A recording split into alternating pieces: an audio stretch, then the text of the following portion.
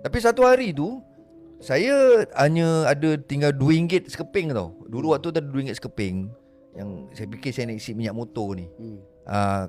Kalau saya tak isi, minyak motor saya memang dah habis dah. Dia dah merah kan. Lepas tu bila lalu kat kawasan gelap ni, kat kawasan Airport Senai tu, Airport Senai. Dalam belakang tu memang sangat gelap dan sangat menyeramkan lah. So bila lalu dekat situ, ada orang tahan saya dekat tempat gelap tu, jalan gelap tu. So bila tahan, saya takut sebenarnya. Tapi saya pun tak tahu kenapa saya berhenti. Dan lepas tu saya tengok, ada orang tua, pakcik. Pakcik, lapar tak makan lagi. Dia kata tak makan, dia kata kan. Saya tak fikir panjang. Saya ada RM2 sekeping tadi dalam poket ni.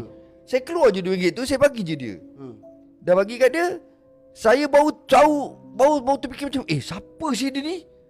Saya ambil gear satu, saya enjut kan. Jalan tu dah ada bonggol-bonggol tau.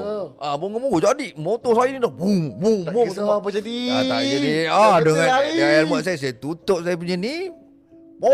Apa tu mengaji kat dalam tu. Apa saja surah apa terlintas semua tu. Allah keluar Allah semat.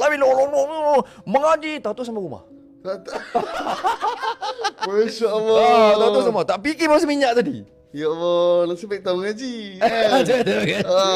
Kalau apa yang tu nasyid ya, mewangikan taman yang dicemari.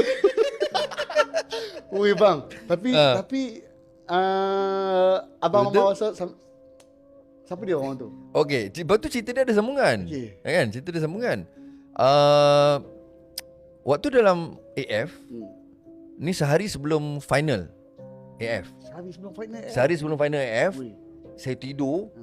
Saya mimpi saya kena lintas satu jambatan gantung. Yang bawah ada tu lautan, air, laut. Dalam laut tu semua manusia tengah lemas. Manusia dengan lemas ni semua menjerit-jerit nama saya, minta tolong.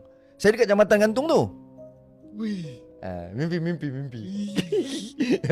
So, lepas tu dia punya situasi dia ni ribut tau. Angin kuat. Jambatan ni pun goyang-goyang. Jambatan tu dah buruk tau. Jambatan ni, saya berdiri kat sini. Pakcik yang saya jumpa tu, dia ada dalam mimpi saya tunggu kat ujung jambatan tu. Pakcik tu throwback. Saya boleh throwback balik dalam mimpi tu. Saya cakap, ini pakcik yang aku jumpa ni, aku bagi RM2 ni. Saya boleh ingat dalam mimpi tu. Sebab dia cakap, Mawi cepat lintas. Dia cakap, wish. Saya cakap, pakcik. Macam kenal. Macam kenal kan. Macam dah biasa kenal. Padahal tu lah sekali jumpa. Itu pun bagi RM2 lari kan. So pakcik, cepat lintas. Dia kata, ramai orang nak tarik kau nanti,